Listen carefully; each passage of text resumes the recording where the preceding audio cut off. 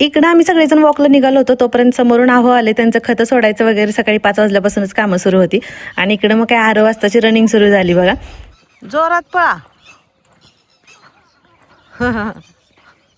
मध्ये जरा थोडासा गॅप पडला होता एक्सरसाइजला, परत अजून आम्ही परत फिरून सुरू केली. आणि आता जरा उन्हाळा चालू झाला की सकाळी पण नाही का लवकर उजडतं, त्याच्यामुळे जरा लवकर जायला पण बरं वाटतं. आता 8 वाजता पण रोज सकाळी फिरायला वगैरे येतात, त्याच्यानंतर त्या आवरून मग परत स्कूलला जात असतात. आणि आता स्कूलला जातात म्हणून जरी म्हटलं की नको उठवायला असताला परत झोप येईल, पण ती ऐकतच नाही. नाही उठवलं तर ती रडते मग मग त्याच्यामुळे मग काय आता सगळेजणच येतो फिरायला.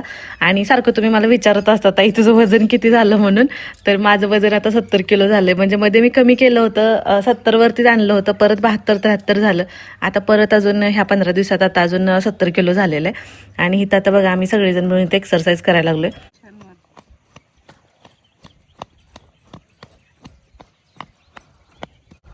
आणि इकडं नातवंड व्यायाम करते, तिकडे बघून आजींची खुशी बघा चेहऱ्यावरचे कौतुक असतं आजींला, आहे की नाही. आत्तींचं तसंच काहीच होतं, खूप कौतुकाने त्या बघत होत्या. त्याच्यानंतर मग इकडं आमची दोघींची पण एक्सरसाइज सुरू झाली. आणि वातावरण सकाळचं खूप छान होतं, जरा हवा सुटली होती आज सकाळी सकाळी, त्याच्यामुळे छान वाटत होतं. नाहीतर भयंकर गरम होतं सध्या. आणि तुम्हाला तर काल मी म्हटलं तसं आमच्याकडे लोड शेडिंग पण आहे, त्याच्यामुळे जरा जास्तच गरम होतं. पण सकाळचं जे शेतातलं वातावरण असतं ना, एकूण एक एकदम मस्त वाटतं. मग काय नाही, इथं बसून आता आमची सुरू होती एक्सरसाइज. म्हटलं आता 6:30 वाजत आलेले आहेत मला, म्हणजे 6:30-5 मी म्हटलं घरी जाऊया, कारण परत तिथून आंघोळ करून मग मुलांचा टिफिनची तयारी होईपर्यंत जरा थोडासा टाईम लागेल. आता झालं मुलांनाही सुट्टी लागेल 2-3 दिवस इकडं. परत यायला लागलो होतं, तर येताना इथं बघा आपलं कॉक आहे ना, त्याच्यातून असं काही पाणी पडत होतं. छान वाटलं तिथं सकाळी सकाळी. आणि असता आमची तिथे एक टक बघत उभा होती. चल इकडं.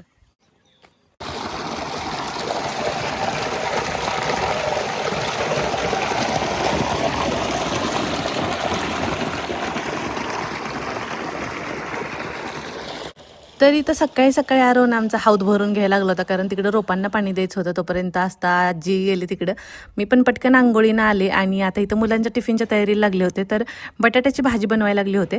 आणि इकडं तोपर्यंत नारोनं माझं एक काम सोपं केलं होतं. तर हे बघा इथं तो अंडी शिजायला ठेवत होता. तर हा तुम्हाला माहितीच आहे, माझ्याकडे हा आगारूचा एक बॉयलर आहे. आणि ह्याच्यामध्ये ना 3 प्रकारे अंडी शिजतात, सॉफ्ट, मीडियम आणि हार्ड. आणि इथं मला टेन्शनच नाही, कारण आरव त्याचं ते सगळं करतो इथं. त्याचं इकडं 8 वाजता रेडी होत होते, लगेच आरवनं लगेच देवाला अगरबत्ती लावून पाया पडून घेतलं. आणि लगेच पटकन म्हटलं बॉटल वगैरे भरून घे, कारण उशीर झाला होता. आणि इकडं असताच आमच्या असा काहीचा मेकअप चालू होता बघा. इतकी पावडर लावली होती ना. आणि हे बघा, आणि इथं आत्ती कणिक मिळता मिळता तिच्याकडे वाकून वाकून बघत होत्या.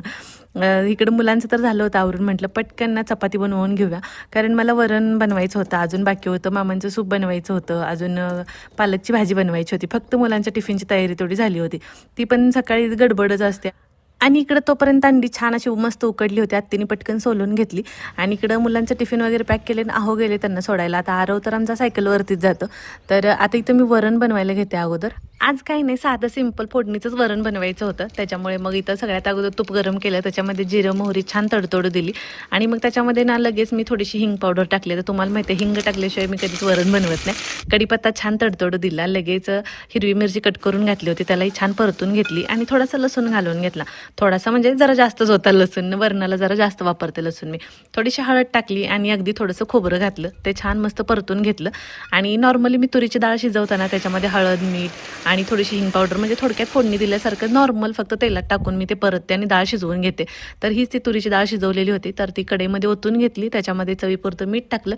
पाणी काय मी दुसरं ॲड केलं नाही, जे डाळ शिजवलेलंच होतं तेच होतं. आणि छान मस्त अशी उकळी आली होती बघा. एकदम साधं सिंपलच असं वरण बनवलं होतं. मग कधी कधी टोमॅटो घालते, कधी कधी वरून तडका देते, काहीतरी थोडंसं वेगळं वेगळं चालूच असतं. इथं बघा मगाशी मस्त अशी बटाट्याची भाजी केली होती, आज कांदा घालून बनवली होती जरा.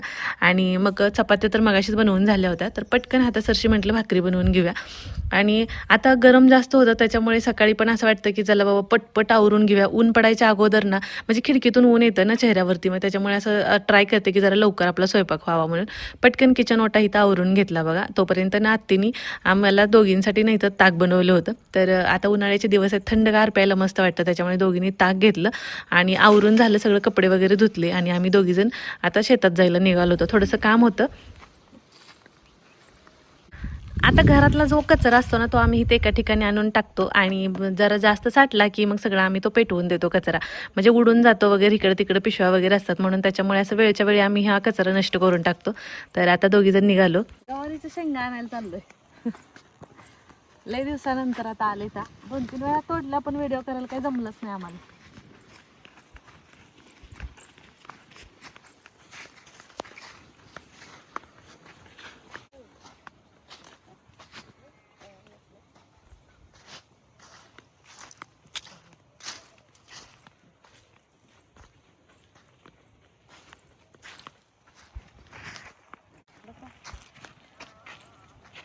तेव्हा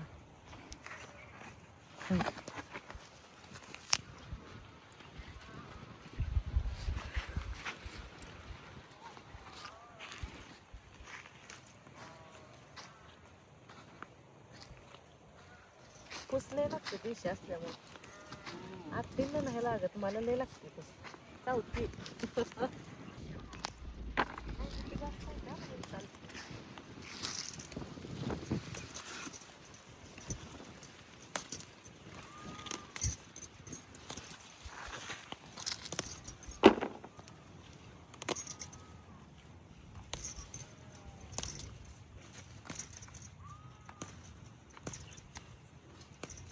देशी शेंग आकुड असते, जबलपुरी ते लांब असते, त्यांना लगे ओळखू येते.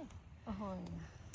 आणि भाजी जबलपुरीची नाही बरोबर लागत. हा हा, मग काय काय देशीची चव वेगळीच राहते.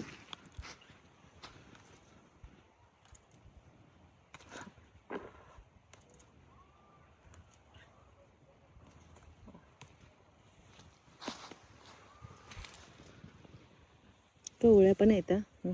काय पुढं आलेलं थोड्या निबर व्हायला लागलेत.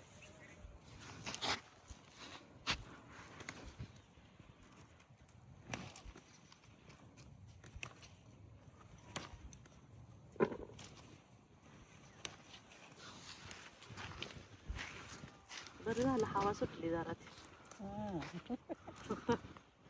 नाही तर काय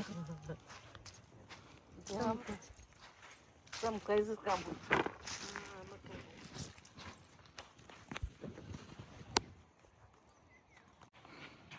एवढा निघाले शेंगा. त्या दिवशी पण नेलता तोडून, तरी बऱ्याच आहेत. अजून दुसरी आता छोटी झाड आहे ती, त्याला आता निघतेला भरपूर परत. भाजी करायला ते निघते आपल्या. चला जेवण पडले, 12 वाजून गेले का. आता जाऊन जेवण करतो. 60 रुपये किलो आहे. हा 60 रुपये. तुमच्याकडे गवारी कशी किलो आहे नक्की सांगा कमेंट करून. चला आता जातो, जेवण करतो. कसं वाटलं ब्लॉग आजचा नक्की कमेंट करून सांगा. आणि व्हिडिओ आवडला तर सबस्क्राईब करा, लाईक करा, शेअर करा. भेटू परत. Bye bye.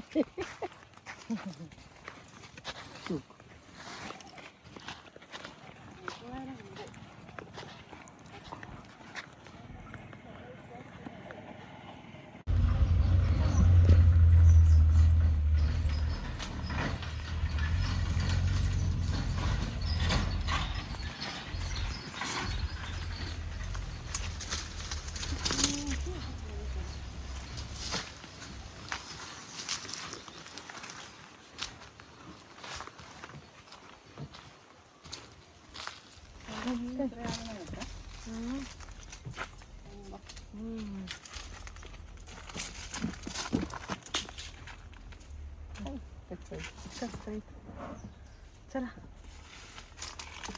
जाऊयात ना. काय मग त्या आलो करून आले हौदात. हौदात पोहत होतो मगाशी. पुन्हा मातीत लोळले.